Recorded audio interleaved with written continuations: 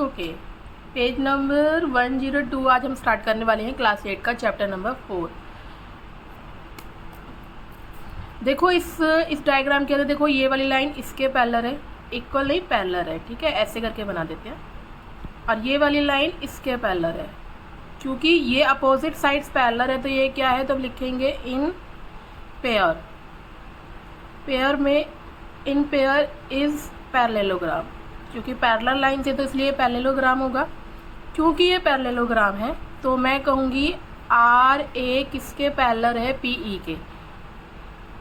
और ये जो आर पी है, R P is a transversal line.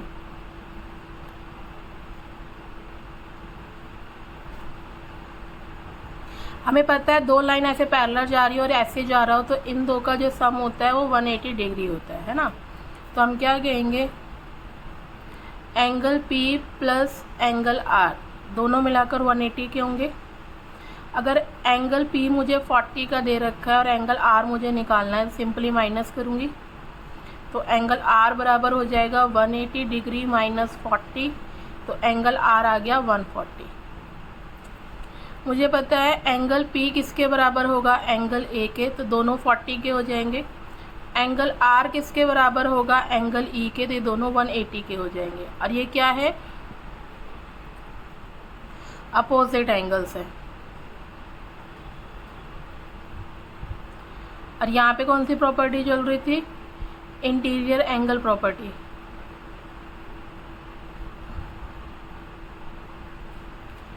मैं आपको ये समझा चुकी हूँ इंटीरियर एंगल प्रॉपर्टी क्या होती है, ये वाली, इसे इंटीरियर एंगल प्रॉपर्टी कहते हैं। दो लाइन अगर पैरेलल है और इसमें से एक ट्रांसवर्सल लाइन जा रही है तो उसके जो इंटरनल एंगल होते हैं उनका सम हमेशा 180 डिग्री होता है, इसी को इंटीरियर एंगल प्रॉपर्टी कहते हैं। चलिए दूसरा क्वेश्चन करते हैं, सेम है ऐसे ही, सॉरी इसका तो अभी आधा ही पार्ट है। चलिए दूसरा क्वेश्चन करते हैं। ये देखो इसमें भी पैरेलल दे रखा है, ये वाला इसके पैरेलल है और इक्वल है, और ये वाला इसके पैरेलल और इक्वल है, तो ये भी पैरेललोग्राम है। तो लेंगे in P Q R S is a parallelogram. Same चीज़, उसमें प्रॉपर्टी सेम है। एंगल एस बराबर होगा, लिखना पड़ेगा, एस आर पैरेलल है पी क्यू के, और एस पी जो है, S P is a transversal line. अगर ये ट्रांसवर्सल लाइन है तो मैं कहूँगी angle P plus angle S दोनों बराबर 180 के होंगे। तो एंगल मुझे कौन सा निकालना है, S निकालना है, तो मैं 180 में से माइनस कर दूँगी 110, तो मुझे एंगल S मिलेगा 70 का। अगर एंगल S 70 है तो एंगल Q भी 70 का होगा, और अगर एंगल P है तो एंगल R भी दोनों 110 के होंगे। ये क्या है, तो ये अपोजिट एंगल्स हैं।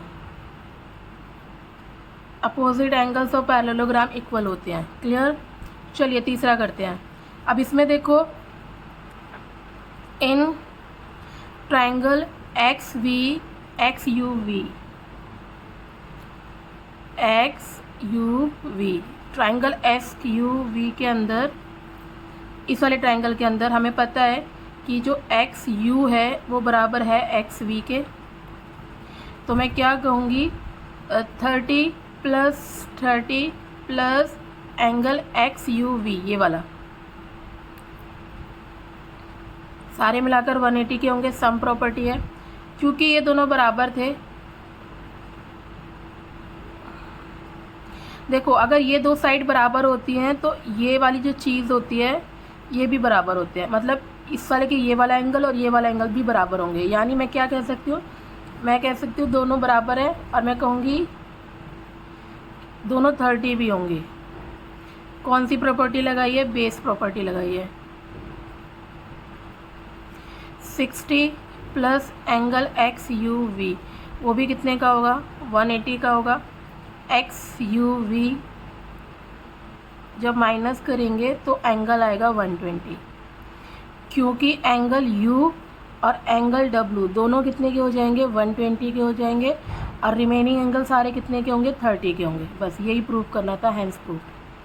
तीनों एंगल्स हो गए। चलो चौथा क्वेश्चन करते हैं। देखो इसमें सेम चीज़ इसमें करेंगे। ट्रायंगल कौन सा उठाएंगे? देखो OAE।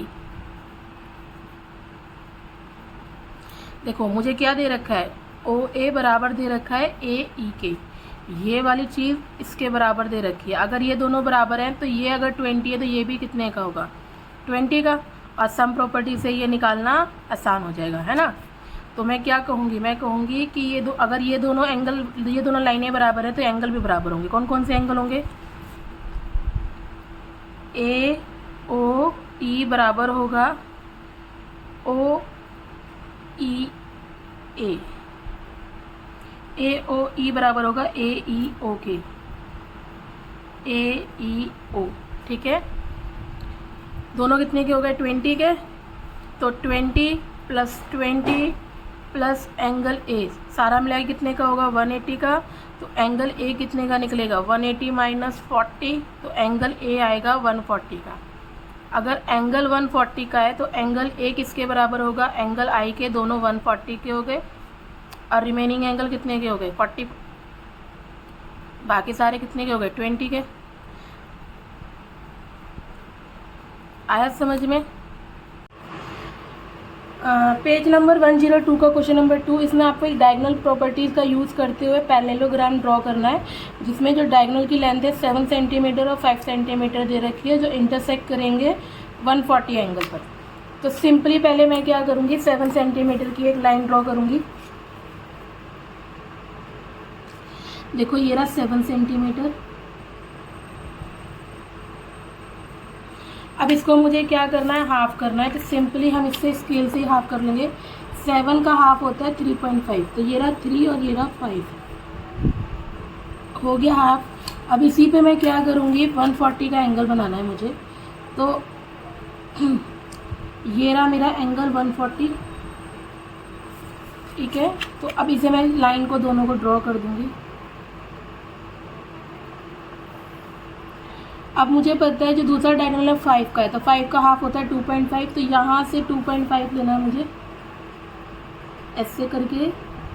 ये रहा मेरा 2.5 और नीचे से भी 2.5 लेना है, तो ये रहा मेरा 2.5। अब देखो मुझे चारों पॉइंट मिल गए। एक ये रहा, एक ये रहा, ये रहा, ये रहा। अब मैं क्या करूँगी, सिंपली इन पॉइंट्स को ज्वाइंट कर दूँगी।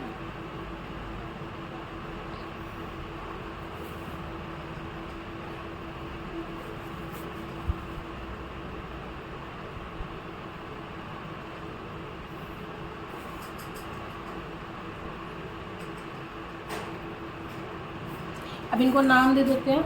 ये कितना है मेरा? ये मेरा 2.5 था, ये मेरा 140 का एंगल था और ये मेरा 3.5 था। इसे नाम दे देते हैं PQRS। PQRS। यहीं पर लाइन ख़त्म नहीं होती है, आपको इसमें स्टेप्स लिखने पड़ेंगे। तो हमने पहले क्या किया था, हमने SQ लाइन ड्रॉ की थी।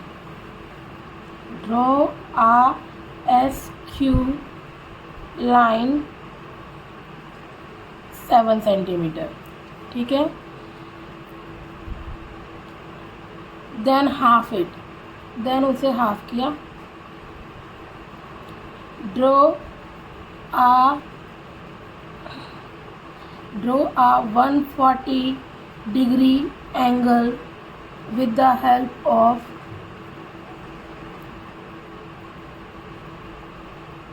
किसकी हेल्प से बनाया? प्रोटेक्टर की हेल्प से